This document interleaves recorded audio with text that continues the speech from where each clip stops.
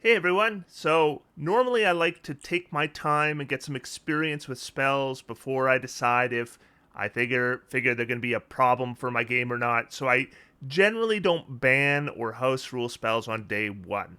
Sometimes I will ban or house rule spells after years of experience.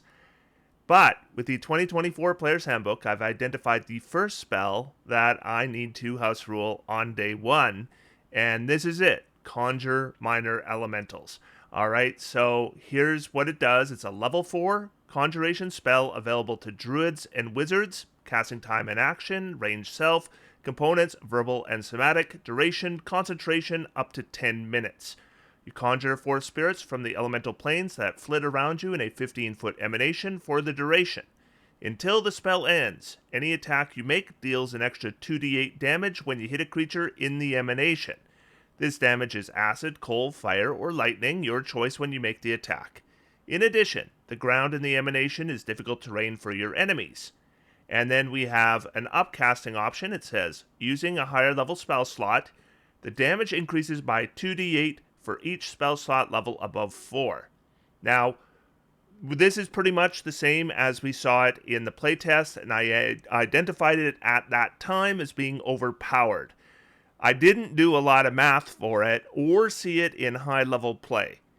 I have since done some math for it for high level play and determined that this spell cannot exist in my games as printed. It simply is going to be overwhelmingly the best single target damage option in the game, to the point where any single target damage character you make that doesn't take this is going to be overshadowed. And I don't like that to happen. And I'm going to show you why it is such a problem. Now, I am going to present one example of a possible build. There are probably others that would be similarly broken, though even if you didn't take it as far as I'm about to, this spell is still, you're going to see how dramatic the scaling is. So a bard at level 10 gets this feature, Magical Secrets. You've learned secrets from various magical traditions. Whenever you reach a bard level, including this level, and the prepared spells number in the bard features table increases, you can choose any of your new prepared spells from the bard, cleric, druid, and wizard spell lists, and the chosen spells count as bard spells for you. See a class's selection for its spell list. In addition, whenever you replace a spell prepared for this class, you can replace it with a spell from those lists. This means a bard at level 10 can select Conjure Minor Elemental. One of the subclasses for bard in the 2024 Player's Handbook is the Valor Bard, and at level 6 it gets this feature, Extra Attack. You can attack twice instead of once whenever you take the attack action on your turn. In addition, you can cast one of your cantrips that has a casting time of an action in place of one of those attacks. Note it doesn't say a bard cantrip, any of your cantrips. This is the Shillelagh cantrip.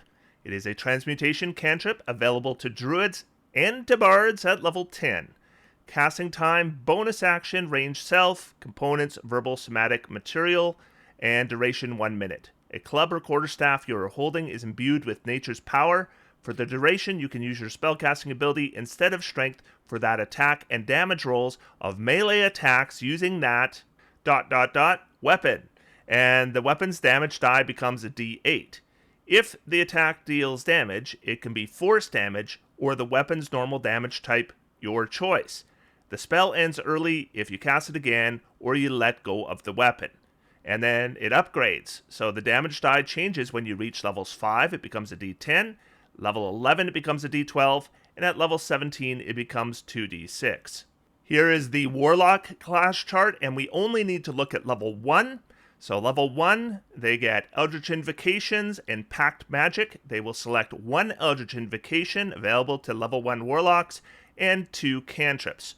And the rest of it, we don't need to worry about. The invocation we'll be selecting is Pact of the Blade. As a bonus action, you can conjure a pact weapon in your hand, a simpler martial melee weapon of your choice with which you bond, or create a bond with a magic weapon you touch. You can't bond with a magic weapon if someone else is attuned to it, or another warlock is bonded to it. Until the ...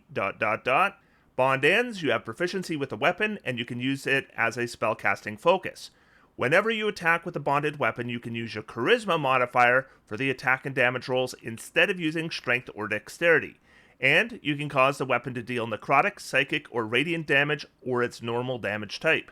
Your bond with the weapon ends if you use this feature's bonus action again, if the weapon is more than 5 feet away from you for 1 minute or more, or if you die. A conjured weapon disappears when the bond ends.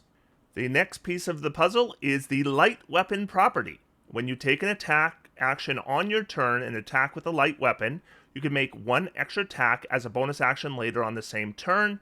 That extra attack must be made with a different, next page, light weapon, and you don't add your ability modifier to the extra attack's damage unless that modifier is negative.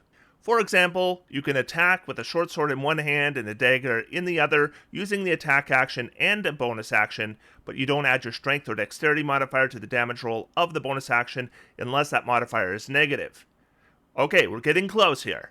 Here's the weapon chart, and as you can see, the club, which we can cast Shillelagh with, does a d4 bludgeoning and is a light weapon. Of course, when we cast Shillelagh, it will be doing more than a d4 damage. Then we need one more weapon to be our pact weapon, and I'm going to say scimitar. Doesn't matter, any d6 weapon that it has a light property will work. And then Eldritch Blast, this is the cantrip we will be selecting with our 1-level Warlock dip. I think we get another cantrip, but we don't care what it is.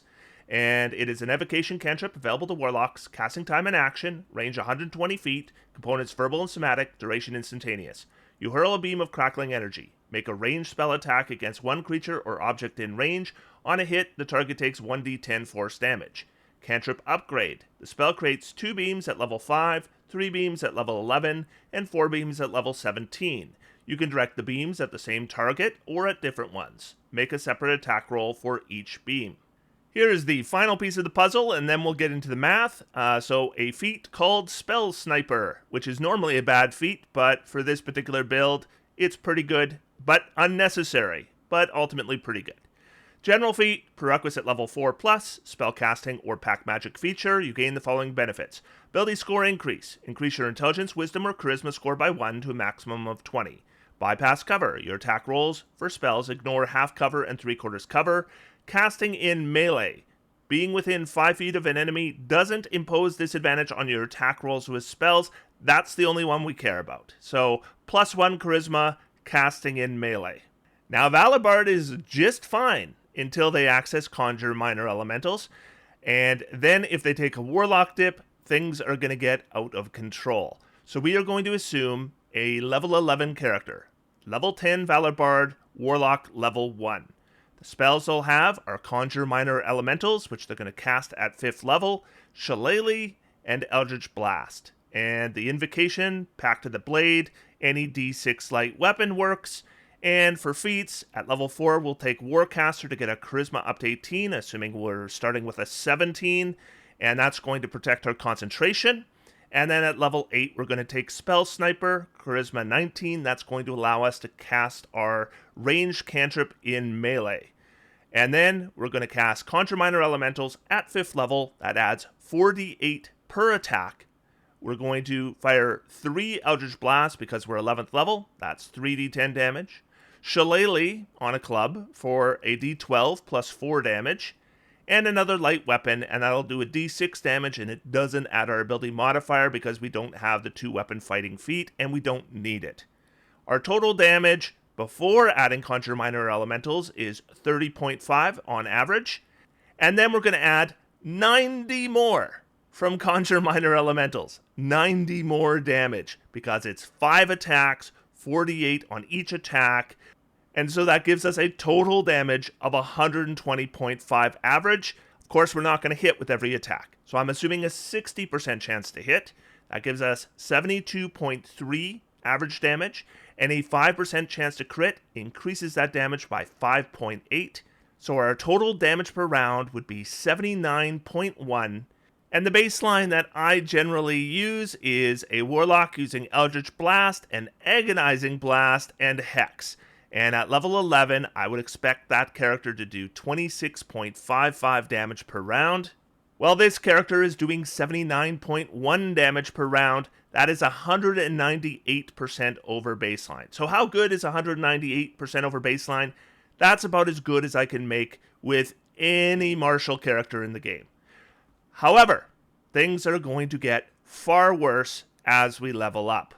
So we have progressed to level 15, and so now we are a 14 level Valor Bard and level 1 Warlock. Going to keep the same spells, but we're going to cast Conjure Minor Elementals with our 7th level slot, and we're going to get an additional feat at level 12, and I would add Resilient Constitution. This does not increase our damage, technically speaking, on the whiteboard, but it will increase our damage because it makes it more likely we will hold our concentration, and holding our concentration is going to be important. Put Resilient and Warcaster together, and our concentration is very effectively protected.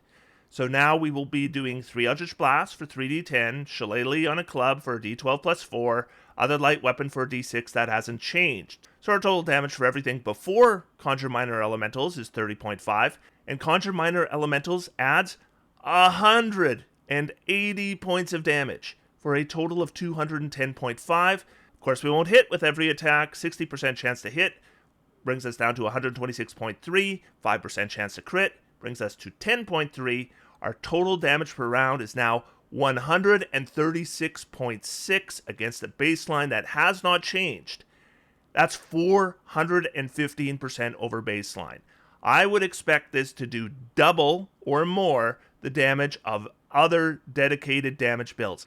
But it gets worse. So now we are level 18. So we are a level 17 Valor Bard and a level 1 Warlock. And what we're going to do is we're going to see what it looks like if we cast our Conjure Minor Elementals at 9th level. I don't know if I'd use a 9th level spell on a 10-minute duration spell, but let's see what happens when we do.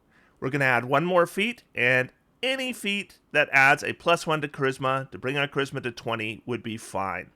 And Eldritch Blast now has 4 beams, so it's 4d10. Shillelagh has now scaled, so it's 2d6 plus 5.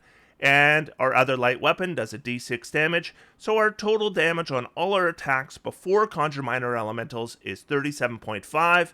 Conjure Minor Elementals adds 324 points of damage for a total of 361.5 points of damage with a 60% chance to hit, that's 216.9, with a 5% chance to crit, that's 17.83. Total damage per round, 234.73 against a baseline of 35.4. That is 563% over baseline. I have never seen anything do that kind of damage that I have seen in the last 10 years. I mean, maybe for one round, but this is round after round for 10 minutes. But it gets worse.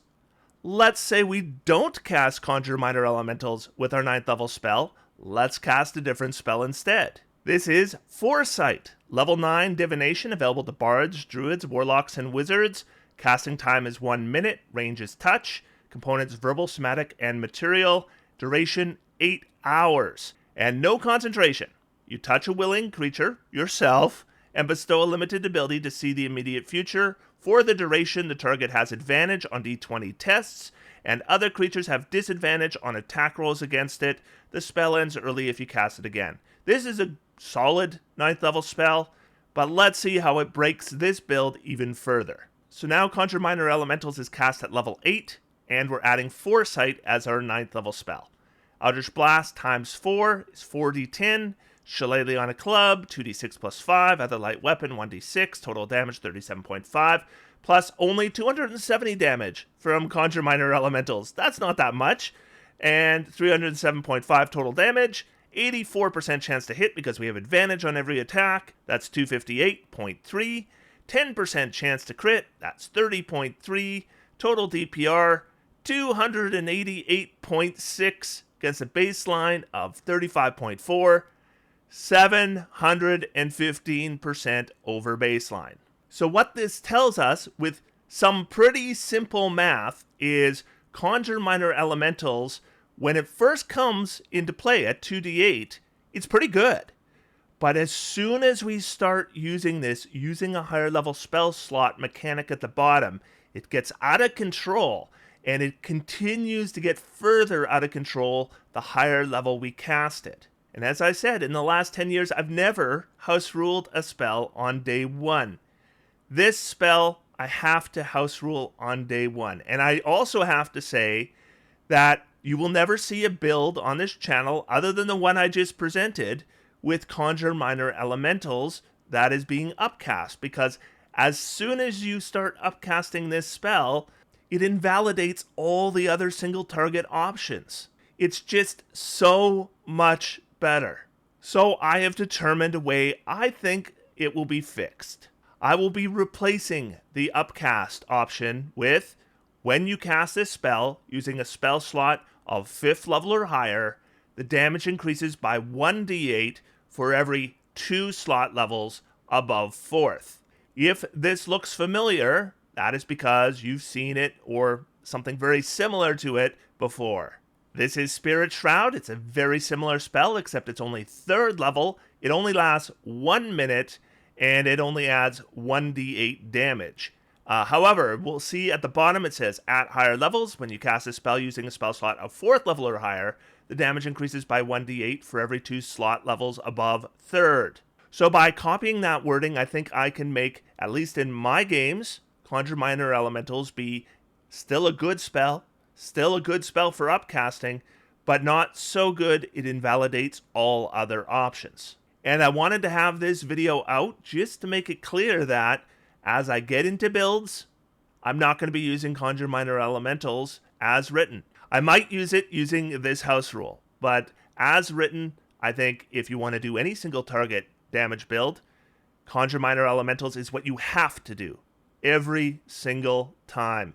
Otherwise, it's just not going to compare to a build that does use it. I don't know what happened when they were trying to balance spells, and this went through as written. It does not make any sense to me. However, it's one spell out of 400, and I think the easiest thing to do is to not throw out the baby with the bathwater. This spell gets house ruled, the rest can go through as is for now, and if I identify any more problems, I'll deal with them at that time, and I'll probably make videos about it to let you know. Thanks everybody, and for now, I am going to sit back, relax, and have some fun. D&D is for everyone. Talk to you soon.